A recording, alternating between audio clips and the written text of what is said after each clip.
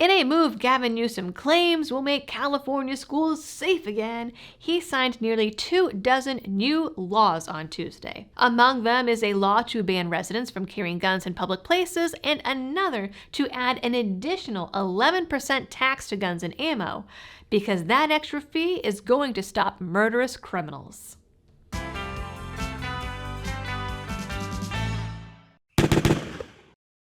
Hello everyone and welcome back to the channel. As I said in the intro, greasy hair gel connoisseur Gavin Newsom actually signed about 24 gun control measures into law on Tuesday, which is a record. So this is just the tip of the iceberg. Some of those laws mimic laws in other states in violation of Bruin, because stacking up the lawsuits is apparently a leftist hobby now. But according to the AP, the tax law makes California the first state in the country to have their own separate and additional gun tax on top of federal law. But before I get into the details, this video is brought to you by Blackout Coffee Company. Blackout is a small batch roaster based in sunny Florida, founded on traditional values and a love of the Second Amendment. Their partner roasts benefit your favorite gun rights groups directly, and their Coffee for Warriors program allows you to send coffee to troops overseas. To check them out and help support the channel, go to blackoutcoffee.com/libertydoll. Newsom even acknowledged that many of these new laws are unlikely to survive legal challenges, but that won't stop him from wasting taxpayer dollars to try and enforce them. Newsom said that he believes these new laws are perfectly in line with Bruin and were drafted to reflect the Bruin decision, which makes me question his literacy and the literacy of his underlings. But then again, we all know it's just lip service in order to virtue signal that his administration is doing something. After all, even the AP claims that he is a Democratic presidential hopeful for after 2024, so he's just trying to stack up those, they're not even wins, stack up those violations of the Constitution. That seems to be what gets you voted by the blues these days. The Sensitive Places Law bans those with concealed carry permits, aka California unicorns, from carrying in 26 different places. They're pretty much the same places New York and New Jersey are trying to get away with, and maybe even Massachusetts. I'm honestly losing track at this point. But either way, it's basically a copycat of the Concealed Carry Improvement Act, and like the other states, the law says that you can basically only carry in a public place or business if there are specific signs saying they allow people to carry, which is not how rights work. Newsom claims that the new gun control measures and his new tax, which he says will fund gun violence prevention and school security, will save people money because gun violence already costs taxpayer dollars a ton of money, both in healthcare and criminal justice costs. And while I do agree that the burden of this ends up falling on everyday citizens and that school security is a good thing, these laws are not a means to that end. At all. Not even close. All it does is penalize legal, lawful gun owners for living their life.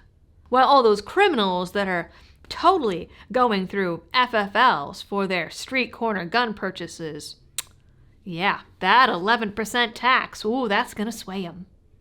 Fees for gun purchases in California are already over $35, and this will just add to that pile.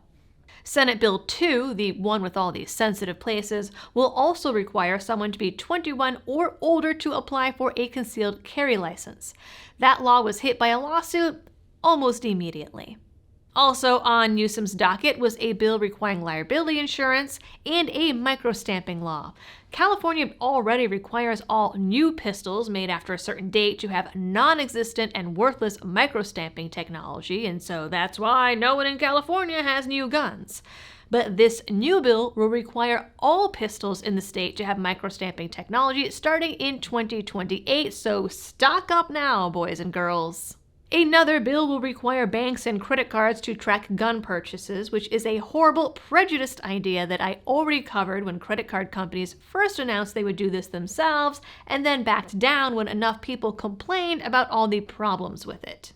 Yet another bill would allow the courts to take away someone's right to own guns for any reason while they await trial, so another example of gun owners not being given due process. Under another law, the person would have to forfeit their guns within 48 hours, and now, instead of the police having the option to sell them, any surrendered guns must be destroyed. Another law laughably attempts to ban 3D printers and CNC machines that could be used to make guns. Good luck.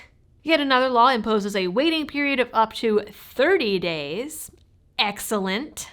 Another requires all FFLs and their employees to take an annual class and pass a test to continue doing business.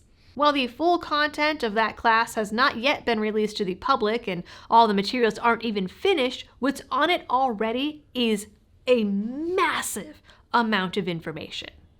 And the list goes on and on and on. Just Newsom doing Newsom things. Honestly, I don't really know what else we would expect from places like California, New York, Massachusetts, New Jersey, Hawaii, all of those at this point anymore. It just seems to be par for the course. I'll tell you, after visiting Massachusetts again recently, it's just like a totally different country. It is a totally different culture, and that divide gets bigger and bigger and bigger, especially with laws like this that try to turn everyday law-abiding citizens into second-class citizens.